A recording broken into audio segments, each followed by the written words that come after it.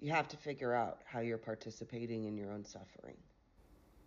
One of the ways that I participated in my own suffering was negative self talk. And that may seem like not a big deal. Most of us do it. It's really related to even like the shame I was talking about in the beginning. I carried so much shame within myself that I believed I was made bad. I believed I was a bad person. And like I was doing everything I could to not be a bad person, but it felt beyond me.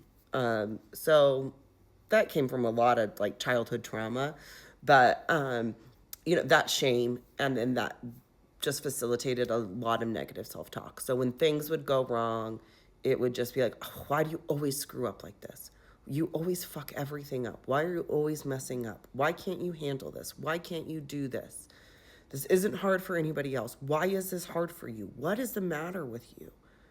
Everybody hates you. Nobody likes you. You're just fat. You're just ugly. You're stupid. All of the things. And I had to decide that one of the ways I could change how I participated in my own suffering was how I talk about myself. So when it became I fuck something up, because guaranteed I'm gonna fuck something up, instead of it being proof, see, you're just everybody was right about you. Your mom was right about you. That was my trauma. But whatever that was that I used as proof to flagellate myself, I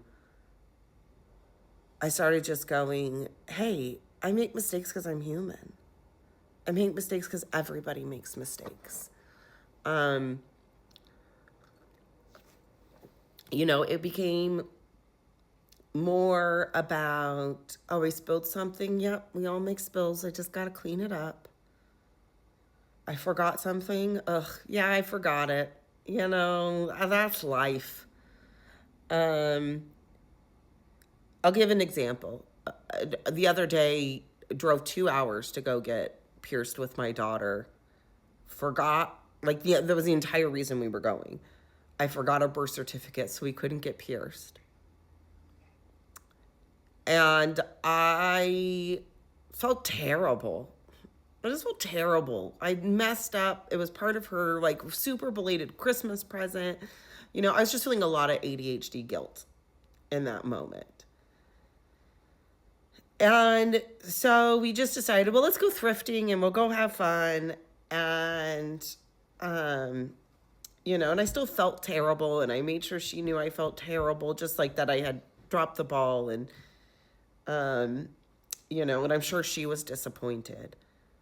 But by the end of the day, what I told her, because like the whole day was wrong, the whole day went left. And I just said, you know what? There's no one else I would rather spend a completely screwy day with. And she laughed and she beamed. And you know what? It was a screwy day. Everything went wrong. Um, those days. And we had a blast. And we had a fun. We had a good day. So for me, it was how do I take moments where I just screw up, where I'm not perfect, because I'm not perfect, and go, okay, it wasn't perfect. Where do I need to hold myself accountable? And then, but also just how can I give myself some grace? How can I be easy on myself? How can I talk nice to myself? So even when I do really fuck up and I need to be accountable, I have to say, well, that wasn't good. That wasn't good. I need to do a lot better next time. I'm going to try really hard to do better next time. And then that is my focus. Instead of focusing on the spiral of how horrible I am, I focus on what are the things I can do differently. And part of how was able to make that switch was just talking nice to myself. not participating in my own shame cycle. Um, and sometimes it's little things of just being like, you know, not saying I'm ugly to myself, not saying I'm fat to myself. Um, just being kind. Just being kind with the words I use really changed a lot of how not only I participated in my own suffering, but it also helped me really realize maybe how many other people were unkind to me. And I tolerated kind of that unkindness because I was unkind to myself. Um, so that was just one of the ways that I kind of participated in my own suffering, exacerbated my own suffering in my life, um,